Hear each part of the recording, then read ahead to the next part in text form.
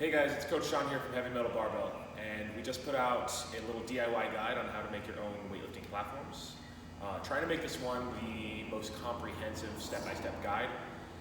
There's a lot of writing in it. Kind of went to town on it. Did a lot of research on type of hardwoods that you want to use, specific screws. Put my input on why we did things a certain way that we did that maybe you might not want to do depending on your situation. For more on that and all the details, you can read the article. But Donald Trump's president, so 30 you can't read, and we need a video guide. So here it is.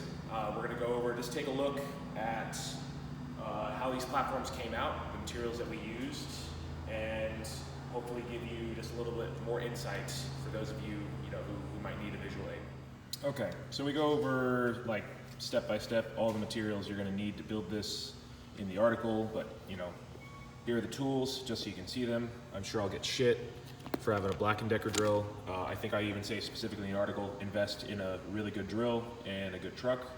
But honestly, this drill's been great because it's corded. It's given us no issues at all. These are not the screws that I recommend in the video. These are actually, or in the article, these are the screws we ended up using. These are grabber construction screws. They are still 8 by 1.5 inch. Okay, so we're gonna get the job done. They're still exterior wood screws, and I believe they're stainless steel, so they're going to be anti-corrosive. The ones I recommend are by GRK, I believe. And they have a little bit of an extra spray, and they have a countersink head, so they're probably going to work out even better for you. This is a utility knife, box cutter. I don't have a straight edge, but I do have a level that has a straight edge, so that's what I used for cutting the rubber along with that utility knife. You're going to need a tape measure if anything is going to be the correct length, because almost nothing that is factory cut is actually the correct length. So that's all the construction type stuff. I don't have any of the flat washers left over. We'll show you those in a second. If you're going to paint, you're going to do a logo. This is what our stencil looks like that Derek made for us. All he did was kind of print something out, put it on some cardboard, and cut me out this logo with an X-Acto knife, and it's awesome. We used the cheapest spray paint that was readily available.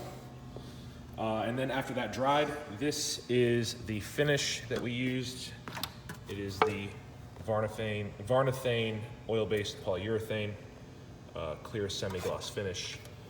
And what you'll need for that, if you don't want to take all fucking day, is one of these dollar plastic tray liners. These are usually liners meant for actual paint trays, but they work just fine as an actual paint tray, along with a roller and a $3 roller head.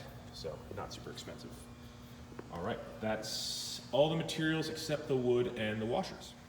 Okay, so here's the finished product. You can see all 6 platforms, and I go into the article about like why we constructed them the way we did, why we did 2 layers instead of 3. If you want to know why we did that, you should read it, because I don't need to talk about it again. But yeah, we've got 2 layers. Hopefully you can see by these there. And the base of all of our platforms is either CDX or OSB. You can use RTD as well, which is supposed to be better for like not warping and for temperature. That's great. The top layers are either BC grade plywood like these ones, or this is actually cabinet grade oak. So it does look really nice, but it also costs twice as much. So that's up to you on, if it looking like that or it looking like this, which I don't think is a huge difference, and how much you want to spend. We went ahead, because this was all the flat pieces of rubber that we had to finish the platforms that we need. I didn't have enough rubber to go corner to corner, so we have these kind of wood corners on either edge. The problem with that is that you have more cuts to do, so you can fuck that up if you don't have like a good saw set up. But wood also costs half as much as rubber, so there's that. All that matters is that you get at least one good piece of 3/4 inch stall mat in there.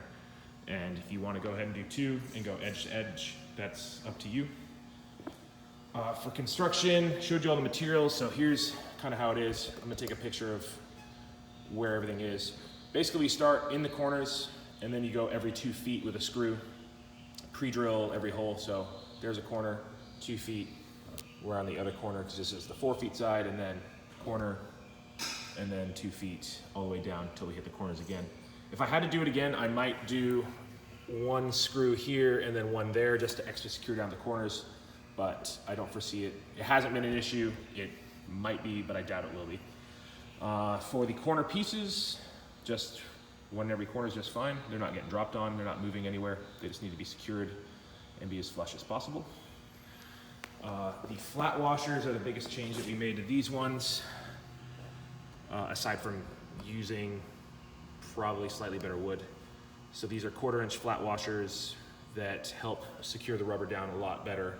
And every time they bounce, like, the rubber doesn't move nearly as much and the screw doesn't go through, which means it's going to do a better job in the long run of securing the rubber down. Once we were done, we went ahead and used our stencil. Just spray painted the black logo on there and then finished it over with the poly semi-gloss. Because it's oil-based, it gives it like a golden hue instead of like a clear one. So that's all up to you if you want to go that route, but this is how they come out.